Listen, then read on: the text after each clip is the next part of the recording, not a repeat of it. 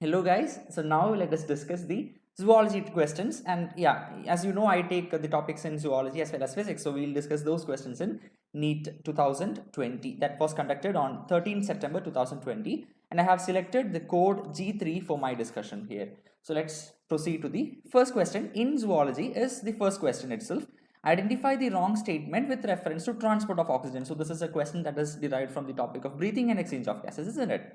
Yeah, so everything is based on something called by the name of partial pressure. See, the transport of gases is based on the partial pressure of the gases, right? So whenever the partial pressure of oxygen is higher and the partial pressure of CO2 is lower and H plus concentration, I mean acidity of the medium is lower, then there is an increased binding of oxygen to hemoglobin, resulting in the formation of oxyhemoglobin. This is the basic idea that you are supposed to have. Partial pressure of CO2 can interfere with the oxygen binding with hemoglobin. Yes, obviously, this is a correct statement. Higher H plus concentration alveoli favors the formation of oxyhemoglobin. No, as H plus concentration decreases, then oxyhemoglobin is increased. So higher H plus concentration does not favor this. So this is a wrong statement, and obviously that is my answer for this question. Low PCO2, PCO2 in alveoli favors the formation of oxyhemoglobin. Yes, as PCO2 decreases, oxyhemoglobin is increased. Now, binding of oxygen with hemoglobin is mainly related to the partial pressure of oxygen. Obviously, correct.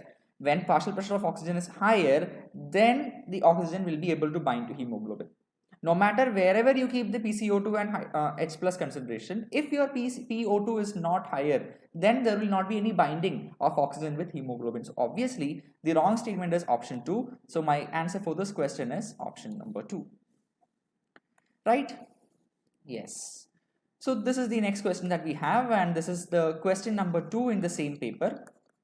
Yeah, this is a topic based on evolution, isn't it? Topic of evolution, origin of life and evolution of life. Which of the following refer to correct examples of organisms which have evolved due to changes in environment brought by anthropogenic action? Anthropogenic action means human action, human interference, human action, human interference.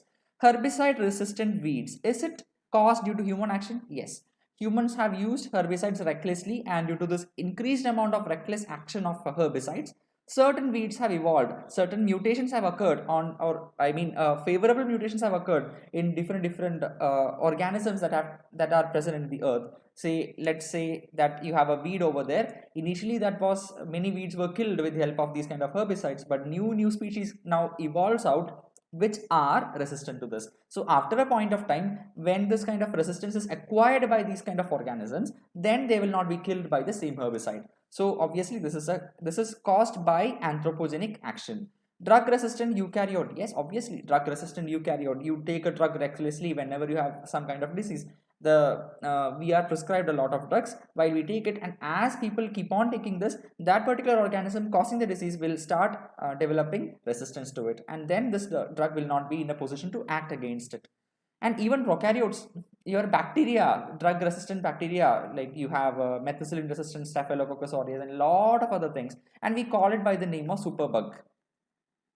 Bacteria which are not which are resistant to certain drugs, and this is something which is said that after some time, many of the antibiotics which we use at present will not be working against many organisms. Okay. Yeah.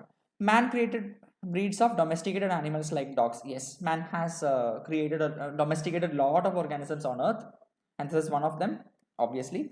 So these three things are caused by that. Okay, so B, C, and D are our option. What about Darwin's finches? This is something called by the name of adaptive radiation. Right now, when the environment is different, then their beaks will be different. So that is not because of a human activity, but because of the environment itself. And this is a typical example of adaptive radiation. So for this question, my answer will be option 2. Fine. Right. So this kind of a question was continuously being asked in previous exams also. We had discussed certain questions of this kind. Now, typhoid, what is the causative agent? See, in 2019 paper, it seems. Last year, they asked a question, name the causative agent with the diagnostic test. Typhoid is caused by Salmonella typhi. So this will go here. Salmonella typhi. Now itself, you see, only one option gives this over here. Pneumonia is Haemophilus influenzae as well as Streptococcus pneumoniae. Fine. Filariasis is Wuchereria bancrofti and Brugia melli. Okay, and your malaria is by Plasmodium vivax, Plasmodium falciparum. Plasmodium falciparum causes cerebral malaria. Hmm? Now, what is the test that we do in Salmonella typhi? That was the question in 2019. That is Vidal test. Okay, this will take some time to get this test done, but yes, this is something that you are supposed to learn here. And as I told you in that particular video, while you have a Salmonella infection, it is an active immunity, so definitely you will be having an antibody which is produced against Salmonella typhi. Now, this antibody will be so high in a person's body that if you detect this antibody, you will say that okay, this person is suffering from Salmonella typhi. So this is the basic concept that you are supposed to learn so far as Vidal test is concerned. So this was previous year's question, right, guys? So select the correct events that occur during inspiration. So again a question from breathing and exchange of gases. See, for several years they have been asking questions which are pertaining to the concepts of respiratory volume and capacities. Every year there was a question from respiratory volume and capacities. And also there was another question, another typical area that used to come from that particular chapter were these kind of respiratory diseases. Asthma was a very commonly asked question then, and emphysema, they had asked a question over the cigarette smokers will eventually have which disease, and that was a question. Now this time they have come up with other topics which are dealt in under the same topic itself, right? So they have focused on the other parts of the same chapter.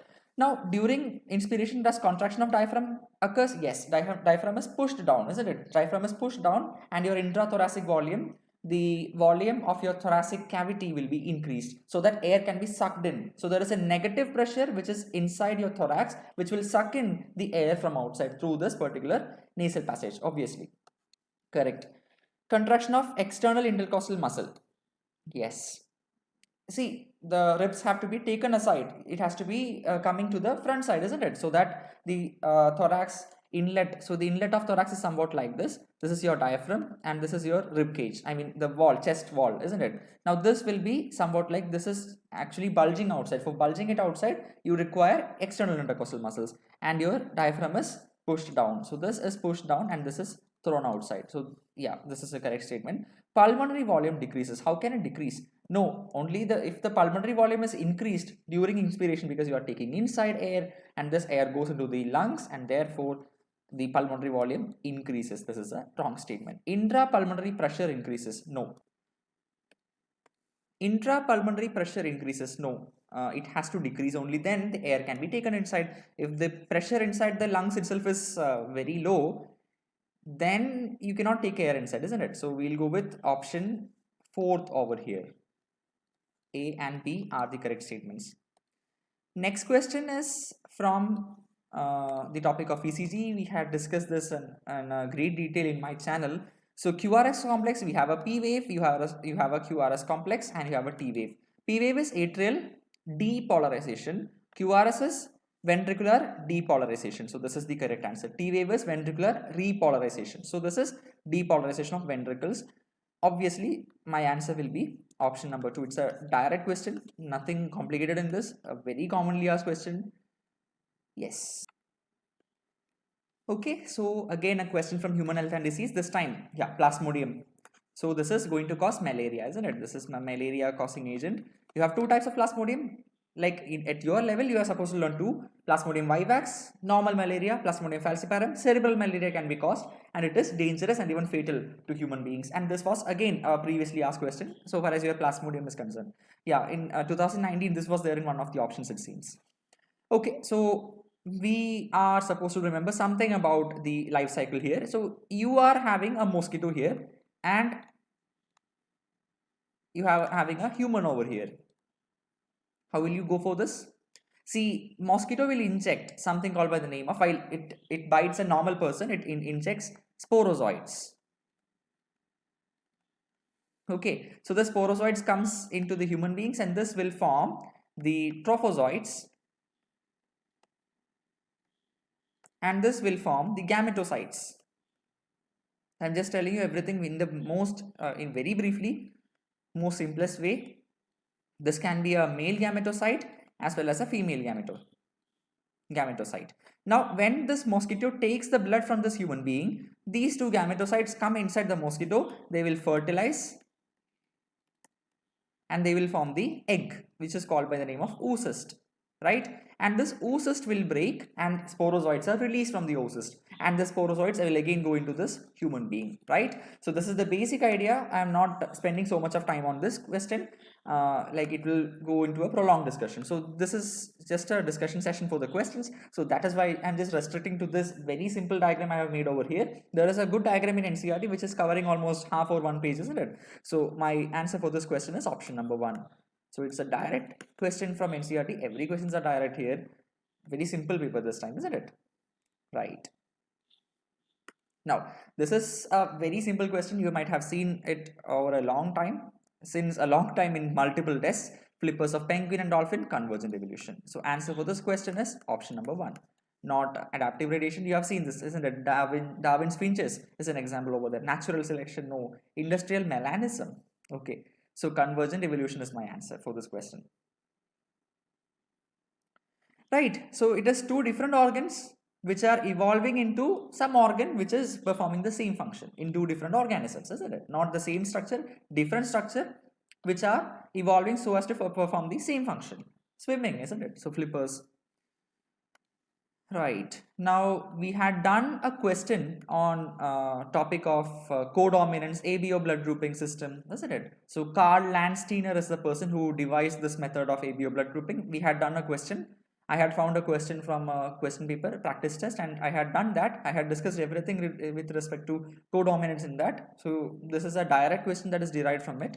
Okay, so ABO blood grouping is by the I gene, isn't it? I gene. And this I gene is having three alleles. IA is an allele, IB is an allele, and small I is another allele. Fine. So I gene has three alleles. Okay, it is a correct statement, obviously. Now, what will you call this kind of a phenomenon exhibited by I gene where it has three genes, three alleles? This is multiple allelism. Normally, a gene has two alleles. If it is having more than two alleles, you call it as multiple allelism. Allele I does not produce any sugar. What is meant by the sugar? See, sugar is something called by the name of this ABO antigen. See, A antigen, B antigen. So on the surface of RBC, you are having certain antigens. These are actually glycoproteins. So you call it by the name, call that as sugar. Yes, certain molecules which are having glucose molecules inside. So this is a sugar molecule which is present on RBCs, and these are antigens present on RBCs which are determining the blood group as per ABO blood grouping. Now allele IA will produce a sugar, allele IB will be producing a sugar, but I will not produce any sugar. That is why it is O blood group determining gene, right? So I will not produce any sugar. It's a direct statement given in NCERT. A person will have only two of the three alleles, obviously. It is a truth, isn't it? So normally a person has 46 chromosome. 23 are from father and the other 23 are from mother. So from mother he gets one gene, and from the father he gets another allele. From the mother he gets an allele, from the father he gets another allele. So there is no chance of three alleles coming into the same person. So obviously this is another correct statement. Now when IA and IB are present together, whenever IA and IB are present together, the point is both of them are equally dominant. This is called by the name of codominance. Codominance is a condition where the progeny will actually resemble both the parents. So this is one parent, this is from another parent, and he is getting, or this child is getting IA and IB. So this child will exhibit both IA and IB. So therefore IA will produce its own sugar, IB will produce its own sugar, and therefore both are expressed, and therefore he will be having AB blood group. Right? So they express the same type of sugar? No. IA will be produced, IA will be producing one type of sugar, and the IB will be producing another type of sugar, and both are expressed simultaneously, which will form the AB blood group. So therefore this is a wrong statement, and my answer for this question is option number 2. Let's go to the next one. Yeah, this is a question that is directly derived from NCERT part of phylum Chordata. See, in Urochordata, notochord extends from head to tail and it is present throughout their life. Wrong. In vertebrata, notochord is present during embryonic period only, obviously. Central nervous system is dorsal and hollow. Yes. See, even in vertebrates like us, you have a central canal of spinal cord, so it is hollow. Now, yes, chordata is divided. So this is not the correct names for all the three subphylums, isn't it? So my answer for this question is option 3.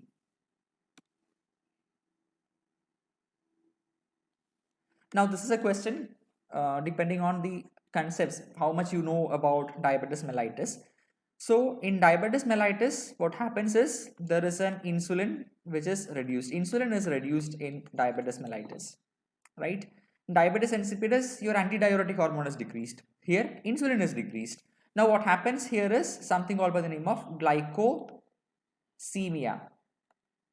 What is that? Increased amount of sugar in the blood, or I can write it as glucosemia or glycosemia, increased amount of glucose in blood. Now whenever you are having an increased amount of glucose in your blood, that will be there in urine also, right? See, during the time of pregnancy, how do you test it? You test it by the yes, you are testing it with the help of some kind of home use kit where you are determining some kind of hormone in the urine, isn't it? Urine pregnancy test. How do you do that? Whenever a female is having an increased amount of hormone in her blood, there will be an increased amount of hormone inside the urine also. So likewise, whenever there is an increased something is increased in the blood, the same thing will be present in urine also. So if glucose is increased in the blood, then after a limit it will start coming in the urine also. So is glycosuria present?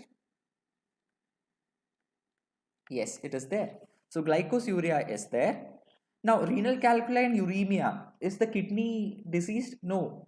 See, in diabetes, if there is a person who is not taking treatment for diabetes and he is keeping with the disease and he is having deranged blood sugars, and after a long time his kidney will be damaged, and after kidney is damaged he can have a uremia, and renal calculi is something that is out of the world. I mean, out of this kind of discussion here. Uremia can be there once your kidney is damaged. So uremia causes kidney damage, renal failure. Renal calculi, it is not possible. Calcium oxalate crystals, renal stones is not due to diabetes. So this is a wrong option.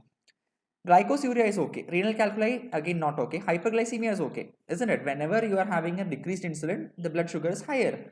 Uremia is not okay because this is caused by kidney damage, which can occur due to diabetes, but it is not indicative of diabetes. You can have kidney disease due to many reasons. Now, what about ketonuria? This is something that you are supposed to remember. See, you have multiple,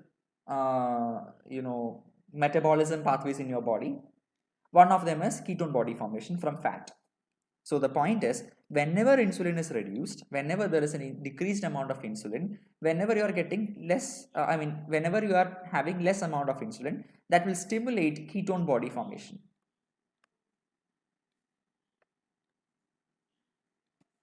Right? And these ketone bodies are excessively synthesized in your blood, that it will again come out in the urine as ketonuria, right? And that is actually this it is acidic in nature, so your pH of the body itself will start decreasing, and that becomes a medical emergency. Okay, and this is typically seen in type 1 diabetes mellitus more than type 2. It is typically seen in type 1, and whenever there is an increased amount of ketone body in your blood, what are the ketone bodies here? Acetone is a ketone body, acetic acid, acetoacetate, and the third ketone body is beta hydroxy butyrate. Okay, whenever there is a decrease in insulin, there is an increased production of ketone body, and the three ketone bodies are acetone, acetoacetate, and beta hydroxybutyrate. So you can understand that acetone is a ketone, and yes, it is obviously a ketone. So it has a smell, isn't it? You might have done tests in your chemistry lab, so you have this kind of fruity odor will be there. So when these things are increased, then the person will be having a fruity odor. So this fruity odor can be, if you stand near the patient, you will be sensing this fruity odor near him. So this is also an indication, fruity odor. The person will start smelling. Okay, so this is called by the name of ketone body increase. So this is ketonemia inside the blood, and that will again come out in the urine as ketone bodies in the urine, which is called by the name of ketonuria, which is again an important thing. So for this question, the correct answer is option number 2, right? Okay. Now, this is a medical emergency condition. You have to control the blood sugar and then bring it to the normal limits. Yeah, tell me, what is this? Bilaterally symmetrical acylomate plateau. Tell me this. So my answer for this question is option number 1. Now this is a good question. We have done certain questions in reproduction, isn't it, and reproductive health also. Now just look at this. In which of the following techniques the embryos are transferred to assist those female who cannot conceive? Point number 1, you are transferring not a gamete here, you are transferring embryo. This is an important point to remember. Okay, gamete intrafallopian transfer. So this is a gamete here. Ovum is transferred. So that is not an embryo, isn't it? Zygote intrafallopian transfer. That is a correct statement. So here this is not correct, but this is correct. Intracytoplasmic sperm injection. You take the ovum, inject the what is there? Sperm inside. Intracytoplasmic sperm injection. So you are injecting sperm into the cytoplasm of the ovum. Now, are you transferring the embryo there? No. Okay, and once you are having the embryo, then you can transfer this. But yes, let's look for some kind of a better option here. This is okay. Like ICSI is not ICSI. The procedure is that you are plugging in, or you are injecting the sperm into the ovum, isn't it? So it is not transferring the embryo there. The method per se is you are injecting it and not transferring the embryo. You can transfer the embryo after that. Now the point is GIFT is again gamete, so this is not my answer. Zygote intrafallopian transfer, yes, you are transferring an embryo. And intrauterine transfer, like if you are transferring it into the fallopian tube, it is this. If you are transferring to the uterus itself, it is called by the name of intrauterine transfer. So this is my correct answer for this question. Option is 4.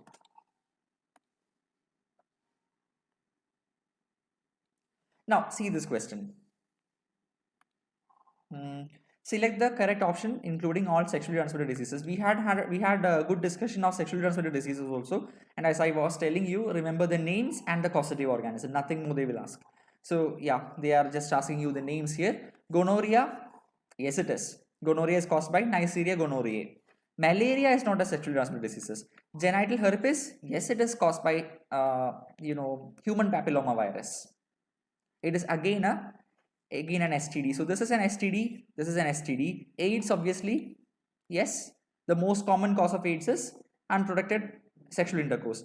And filariasis and malaria, no, they are not. Cancer, no, not a sexually transmitted disease. AIDS, yes. Syphilis, obviously, yes. Tell me the causative agent for syphilis. Treponema pallidum. So that is not my answer. So this is remaining here. Gonorrhea, yes. Neisseria gonorrhoeae. Syphilis, Treponema pallidum. And genital herpes, which is caused by human papilloma virus. So this is my correct answer for this question. Option 4. So this was extensively discussed by us. Let's go to the next one. Now for this question, you need to have the structure of insulin with you. You should have a good knowledge about that. So you have a small structure like this. This is called as signal peptide. Right? Now what happens is, after this, what you have is a section called by the name of A chain. This is your A chain. And then you have a C peptide here. This is your C peptide. And at the end of the C peptide, you will be having another part. This is called by the name of your B chain. Right? Now these two, A chain and B chain, are linked by disulfide bond. There are two disulfide bonds over here. Now, whenever you are having a disulfide bond in a protein, the amino acid which is contributing to the sulfur is always cysteine. Okay, cysteine is the amino acid which is contributing to the formation of disulfide bond. Now, mind you, you should remember the spelling of cysteine. Okay, in 2015 JEE main exam, they had asked a question from the topic of environmental chemistry and this biomolecules, where they had made them confuse with this spelling and cysteine. This is another thing. This is a different thing. Okay, it is a dipeptide of cysteine. Two cysteine joined together and that will form cysteine. This is cysteine. Okay, so this is the amino acid that we are talking about here. So that is going to contribute to the formation of sulfur here. Enough. So what is this called as? C peptide. Right, now in the first step, the signal peptide is removed. This is removed. So this is called as proinsulin. Okay, now once it is released, signal peptide is removed and then it is released. So signal peptide is removed, so you have A chain, B chain and C peptide. It is called as proinsulin. So this much minus signal peptide is proinsulin, and once you remove C peptide also, it is called by the name of active insulin. Okay, right. So the proinsulin has an extra peptide called as C peptide. Yes, proinsulin is this much. This minus signal peptide is proinsulin. So in proinsulin you have A chain, B chain, C peptide. Obviously, it has an extra peptide called as C peptide. It is correct.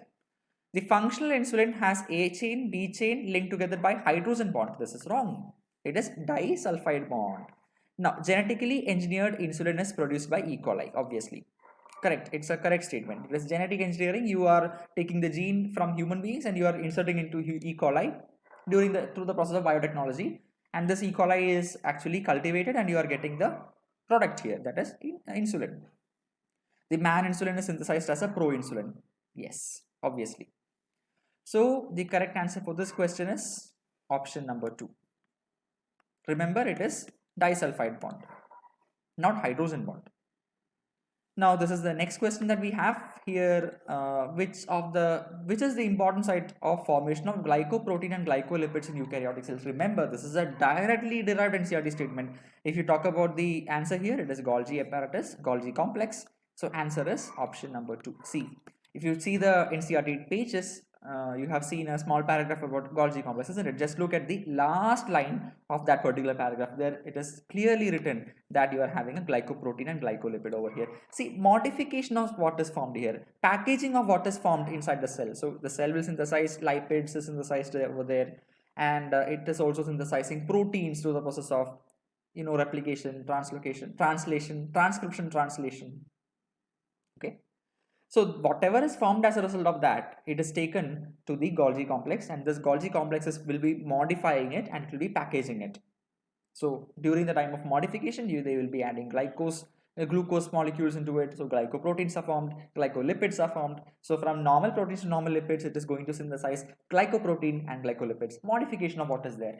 So this is a typical function, and yes, more than that, more than everything, this is a direct question from NCERT. Everything are direct questions from NCERT. This is one among them, which actually it has struck me a lot, because it is that last sentence from that particular paragraph which has been asked in this particular exam. So remember, it is a very important point.